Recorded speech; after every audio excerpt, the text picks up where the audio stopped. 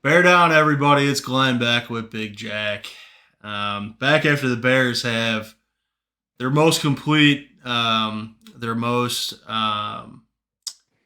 strong, their most dominant victory of their three so far this season. Really complete victory. If you look at it in all phases of the game, defense, offense, special teams, all doing their part. To the tune of a 36-10 victory over the Carolina Panthers. Um, Jack, it was a bully beatdown. Panthers come out, they score that first touchdown. After that, if you were to take away that first touchdown, the game scores 36-3. I mean, that was a total ass kicking. What are some of your initial thoughts after that game? It was fun to watch, man. It really was something we haven't experienced in quite some time. It was just a dominant performance. Not necessarily top to bottom, because, like you said, they kind of come out. There's that first three and out right out the gate. They give it up. Panthers have the big run play, end up scoring the touchdown, and you're kind of thinking, man, are we really gonna sweat this shit out again? But they really handled their business, man. They showed up. They were at home, and they, left no doubt out on that field who the better football team was. It was a beautiful thing to see. Loved the way that the offense sort of bullied them at the line of scrimmage for the most part. DeAndre Swift, another big game with a lot of yards. I love the way that Caleb Williams mixed it up, over 300 yards passing, dishing the rock to just about anybody and everybody who was ready to catch that thing. It was good, man. All positives, literally no negatives other than maybe a Cairo missed extra point. He's growing more and more frustrating because if he loses his accuracy, we already know he doesn't have the legs. So I hope that does not become a problem because unfortunately, in this league where games are typically tight, I feel that it might down the stretch of the season. So I'm hoping that doesn't bear out. Hoping that's not like a little bit of a foreshadowing of some ugliness down the stretch. But other than that, feeling good about everything. I love to see the way that there's a very clear progression, in my opinion, of the steps that Caleb Williams has been taking week after week after week. Um, and that's the most important and the biggest bright spot for this team moving forward. You're 3-2. You said it. You did a great job, I thought, last week with your keys to victory, and you kind of were like a little sheepish saying how they were, a little basic and blah blah blah. But like we talked about, they should be basic when you have an inferior opponent. You're at home. They took care of all the little stuff, and they just absolutely blew them off the field. It was a delight. Yeah, I appreciate that. Uh, when I think this team is becoming sneaky complete if this rookie quarterback is what everybody is hoping he can be.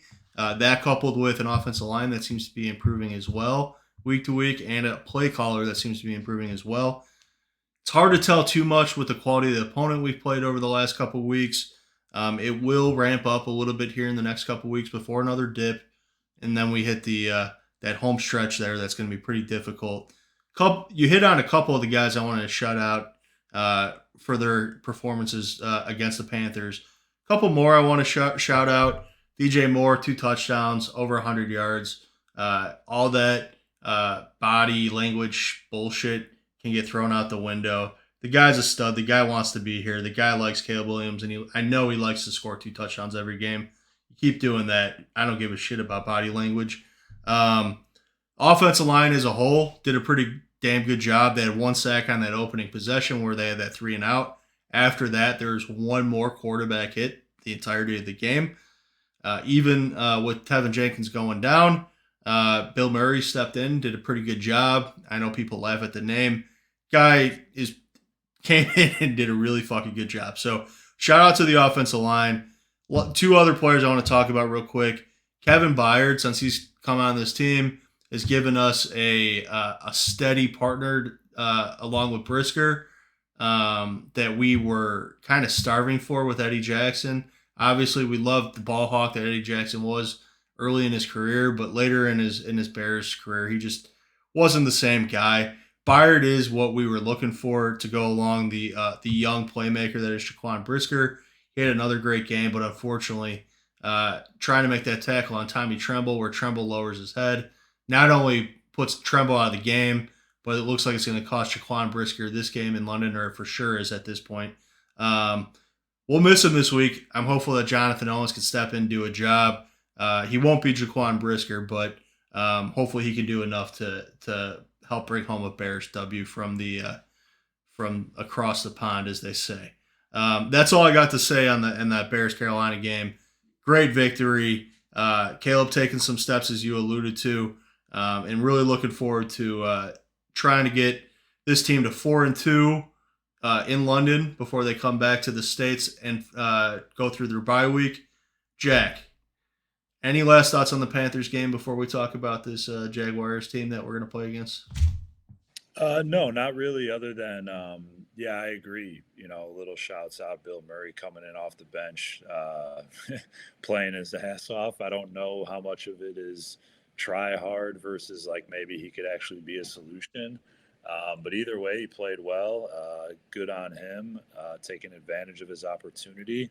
And, you know, maybe a sneaky little interesting look too, like we have already sort of bantered about a couple times. You know, maybe get a Tevin Jenkins when he's healthy. I know he didn't practice again today. Maybe give him a look back at that right side, man. It's where he was good. He's been a different player since he moved him to left guard.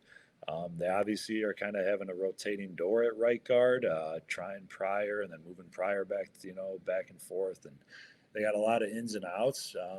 Maybe you can go with a Pryor at left. You can go with a Bill Murray at left to have a little rotation, and maybe you can see, you know, what kind of look Tevin Jenkins gives you back at right guard.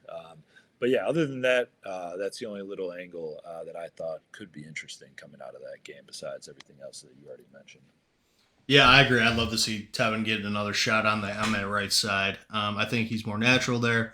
I think him next to Darnell Wright could be something, especially in the run game. But we'll see if they even give it a try. I wouldn't expect that from the coaching staff, but who knows? All right, this week across the pond, they go to London to play the Jacksonville Jaguars. If people have tuned into the best bets video, you know that Jack and I, Jack maybe a little bit more strongly than me, he believes that the Jags have a little advantage here because they have gone to London however many years in a row. Maybe they have a little system down, know some of the ins and outs, but either way, no excuses. Bears got to go there, find a way to win. What are some of the things you're just kind of taking a look at with this game before we hop into your keys to victory, Jack? Yeah, I mean, some of the things, just general thoughts are I don't know. It's, you know, it is what it is. Everyone, it seems like the way this is all going, that everyone's going to be playing these international games. I wouldn't be surprised if, you know, the chatter seems like it's people feel pretty confident we're going to get to a point where pretty much every team in the league is playing at least one international game a year. It's just the way the league's moving. It's the way sports are kind of moving in general. They want to globalize. They want to, you know, get as many eyes on it, get as more fans, all that good stuff. I get it business wise, but it's frustrating as a fan, as a team who you know is going to be fringe, fighting for a playoff, you know, wild card spot. It's just a massive game that counts as a home game. The Bears have won, I think, now 8 home games in a row. They have the longest streak in the NFL. It's clearly an advantage for them that they've been capitalizing on. And to just throw away a game that should be at Soldier Field to go play in London, you know, unfamiliar territory with a rookie quarterback who's obviously never done anything like this. A lot of guys on the roster, you know, maybe have some experience with it, but it's certainly a foreign, literally a foreign, you know, a foreign thing. And I just hate it in general because of the way that I think it might negatively impact their season, and how that one game at the end of the day in a tight playoff race could be a swing. But like I said, no excuses. Everyone's got to face these challenges. The Bears got to make it a business trip, and they got to step up and go out there and take care of business. That's sort of my general thoughts on the game. Yeah, I agree with everything you said. Soldier Field is becoming a clear advantage when they're at home. It sucks that one of their home games is this game in London, but it is what it is. It's out of our control. Go find a way to get a win against a Jags team that's 1-4, probably better than what their record shows. But that being said, I think it's still a very winnable game. I think we match up very well against them personally, especially if our defense keeps holding teams to 21 points or less. This Jacksonville team seems to me to be a team that you can move the ball on and score some points against. That being said, I want to hear your keys to victory. Last week, my keys were spot on. I think in general, if you look at our history of keys across the board, we're pretty damn good. We know our Chicago Bears. What are your three keys for this Bears team to get a win in London against the Jacksonville Jaguars? I think what you just said leads perfectly into key. I wasn't. It wasn't going to be key number one, but it was going to be a key. Keep the streak alive, man. The Bears have now gone 10 or 11 games in a row where they haven't allowed more than 21 points. I'll say that's key number one. Keep the streak alive. If you don't let Jacksonville Jaguars go down and put up more than 3 touchdowns on you, I think you're well in the game with a great chance to win it. Jacksonville, their offense can get going. They got some decent weapons. They've been running the ball better lately. It seems like they're giving Tank Bigsby sort of a nod, and he's been moving it. And I know Trevor Lawrence is starting to catch some heat because of their record, but he's playing better this year than people give him credit for. He's not turning the ball over so much. I think he's only thrown 2 interceptions, one of which was in a blowout game against Buffalo. I don't know, man. If you keep this team under 21, I think that gives you a hell of a chance to go win the football game. So that's my first key. Keep the streak alive, baby. Yeah, I would say probably other than CJ Stroud this year, this is, I guess, maybe Stafford, although their weapons were depleted. This is probably the second best quarterback we've played to this point. Trying to think pretty hard. That being said, we held CJ Stroud in the Houston Texans offense to 19 points. I love to see that Bears defense to hold this Jacksonville team to 21 points or less. I think it's a huge key. It's kind of becoming a staple and identity of this team is this tough defense. I think it's starting to get some recognition and appreciation in markets outside of Chicago as well. So yeah, let's see the Bears hold them Jaguars to 21 points or less. Key number two. Key number two, I'm going to go to the offensive line, but specifically to the tackles, looking at Braxton Jones and Darnell Wright. This is just simply because of the way that Jacksonville's defense is set up. They just got torched by Joe Flacco in the Colts. And Joe Flacco's on a hell of a run. I know he can still play some football. That arm still works just fine. But if they're, putting up the type of points that they were down at Jacksonville, you should be able to move it against this team. And Joe Flacco, he's a statue. Caleb Williams got a lot more mobility than he does. But you got to protect him, man. That Colts line is pretty good. We know that firsthand. The Jacksonville rush on the outside is pretty strong. So I think we're going to really have to hold our own, give Caleb some time back there, because I think the plays will be there against that secondary. I think they'll be able to get some explosive down the field that sort of could, shift the game in our favor. But it starts with being able to protect the quarterback back there. And first and foremost, you got to keep those outside pressures off, and that's on the tackles. I think they need to step up and put in an absolute shift this weekend. Yeah, we need those tackles to play well. Not to go back to that Texans game again, but it's probably the best set of ends we've played since that Texans game, going up against Trayvon Walker here and Josh Hines Allen. Former Bear Roy Robertson Harris on that line as well. The back seven of that Jacksonville defense is not very good, but this front four can get after the quarterback. So, yes, we will need these offensive tackles to step up in the offensive line as a whole. But definitely, it starts with those tackles this week, and I like where your head's at. Key number three. Key number three is kind of a weird one, but I think it's a weird game, man. It's a weird situation. Both these teams having to go play in London. I know the Bears went out on Monday, so maybe they have a little bit of an upper leg. You heard their story about Jacksonville was going to go out today, but they had some delays with their flights, so maybe they're a little behind the eight ball in that whole situation. But I don't know. I think fluky things happen in these types of games. And I'm going to say key number three is avoiding catastrophe. Don't have a turnover in your own, inside the 20 where you're just setting them up in the red zone. No pick six, scoop and score, no muffed punt, nothing, no catastrophic errors that could really change the football game and, cost it. I feel like that happens all too often. Those types of mistakes are so difficult to overcome.